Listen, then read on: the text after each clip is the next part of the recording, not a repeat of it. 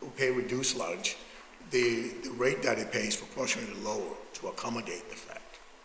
Actually, even for paying families or reduced lunch families, we have a waiver, administrative waiver procedure in place. So if someone struggles financially, if there's an illness in the family, we do have a process like that in place, and families are always encouraged, because we do send that information with every billing to reach out to us in the business office and apply formally for waiver or reduction of fees.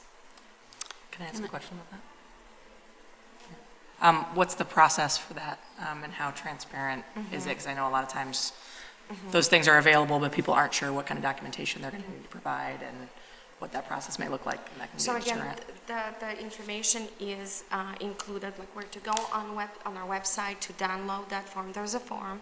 A family fills out the form and states the reason why they are applying.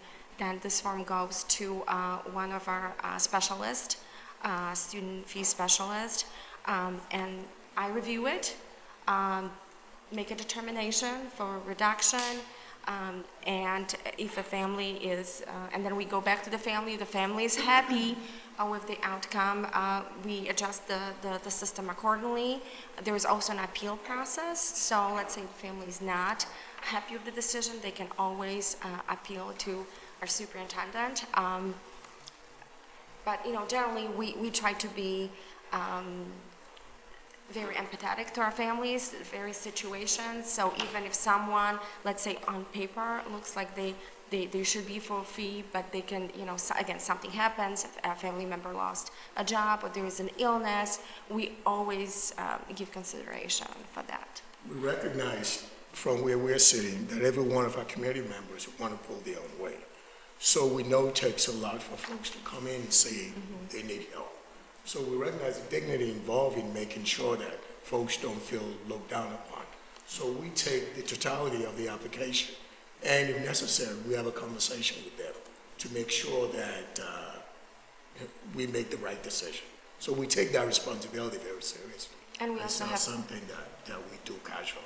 And we also have payment plans. So even if because sometimes this amount is too large, we break that amount into several installments, and then we take credit cards. We work with the families. I think that is the bottom line, that we work with the families. Is there an easily available description of the process? I just have found that there's a deterrent sometimes if people assume that they're going to have to provide different documentation, or that they're going to have to prove in ways that are uncomfortable, and therefore they don't even participate. So I just want to, there's often if there's a description of this is all you're going to have to do, and then there's the form, that even just not having that description can cause folks to not access it.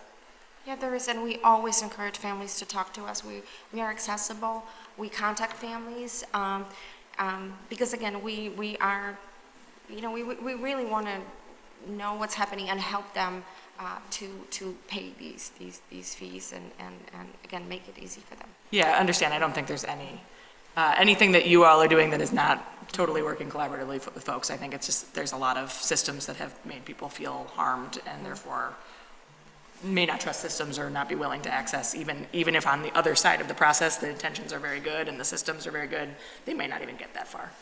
Your point is well taken. What we'll do, we'll go back and review the information that we have available that's front-facing on the website, and also the communication that we have with our family. If there are things we can do to improve the process, we are for that. Sure. And we will review that and come back to you and talk to you about the changes that we made. Thank you.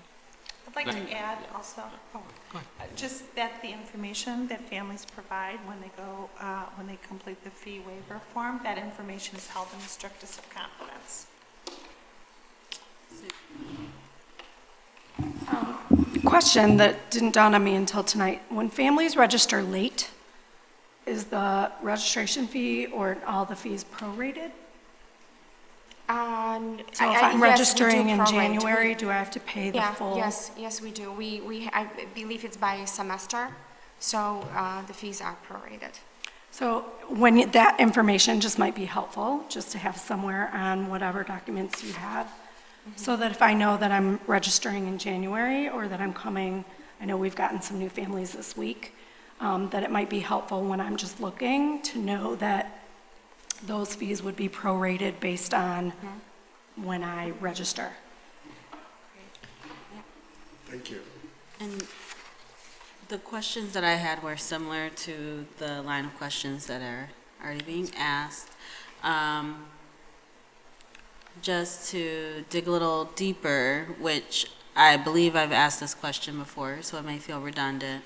Our cost of living in Evanston is different than, it's higher than average, and the federal poverty rate on which free and reduced lunch is based on is already rather low and not necessarily representative of how cost of living impacts families.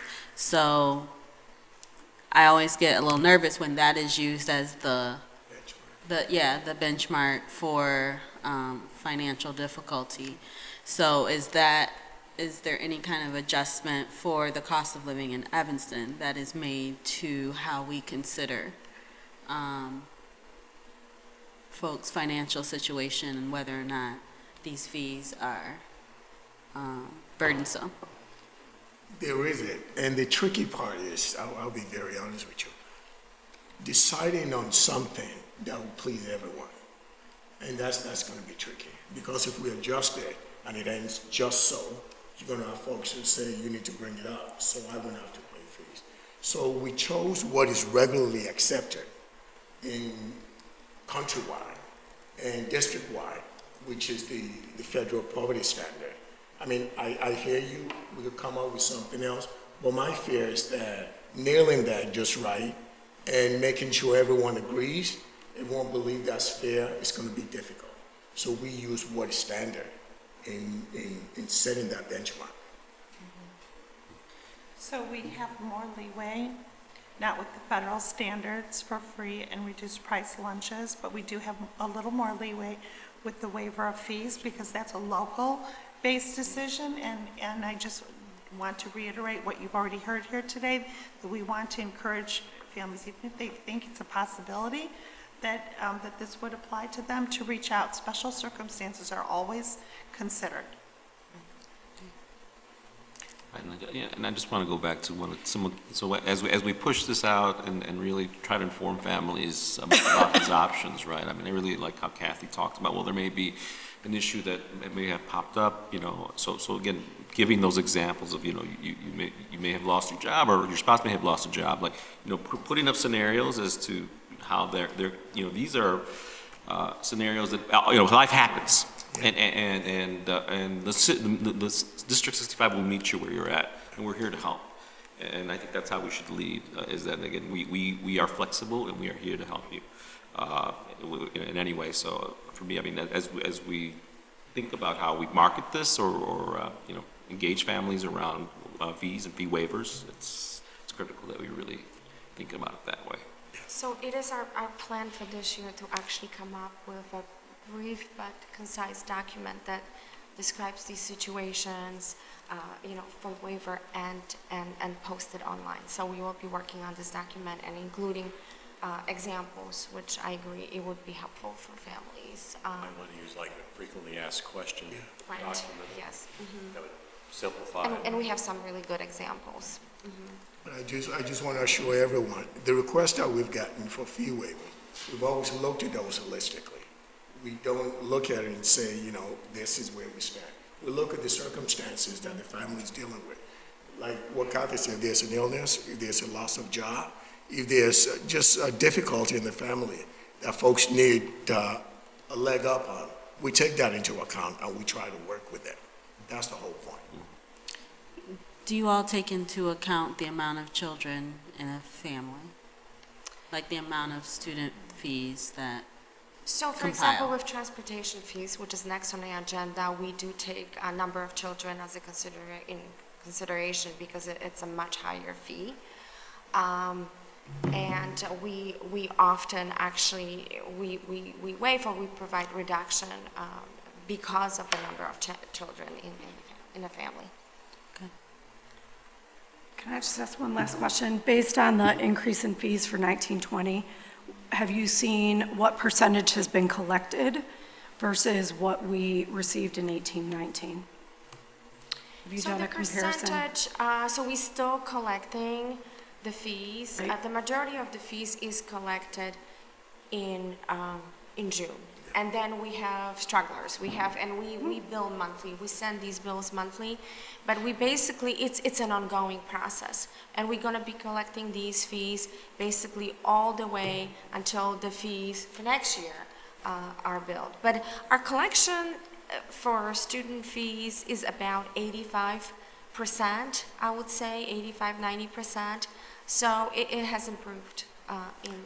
Okay, so you didn't see much of a difference with the increase from 1819 to 1920 in your No, collection rate? Not yet. Okay. But again, we don't have all the data yet. We still. Still coming in. Yes, still coming in. We also we try to be very thoughtful with our fee increase. We don't want to do it in such a way where it becomes burdensome. We know we need the revenue to maintain the program that folks in the community are used to, but we try to calibrate in such a way where we don't increase it so quickly, where folks feel like it becomes a burden on the family. Thank you. Thank you. So the Finance Committee recommends that the student fees for FY '21 be presented to the full board for approval. And last action item on our agenda is transportation fees. So transportation fees are another annual item. The district spends approximately $582,000 on transporting magnet, TWE, and ACC students. And per board policy, 2/3 of that cost should be borne by the parents. The fees are increasing approximately 2% for FY '21.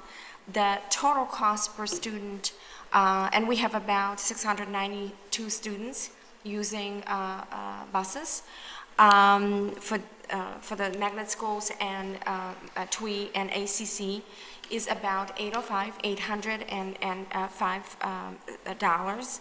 So 2/3 of that cost is $539,000, which is a $10 increase from last year. That's a full fee. We currently have 137 full fee students. The reduced fee is 20% of the total cost, 161 students, and we currently have only 31 students paying that fee. The vast majority, over 500 students, are free students, free lunch students. They do not pay. They're exempt from the fee. What we collect is about $73,000 from full fee and reduced fees students, and we only collect $26,000 from the state for regular education transportation. We collect a lot more for special education transportation, but for regular, it's just a fraction. It's a very different formula, so what we collect is symbolic, I would say. So, and attachment B has all the calculations. So there is an increase proposed. It's about 2% from last year. Full fee and reduced fees will be going up. And it's less what we increased last year, because it was 3%, so it's a smaller increase. Can I ask how we calculated the 2% increase without having a new bid for transportation services? What we try to benchmark it to inflation. That's what we try to do. We don't want families to start observing the full cost of us providing transportation. If we did that, the fee would be astronomical. And also, we have the advantage and the opportunity to levy in transportation too. So that helps defray the cost of transportation.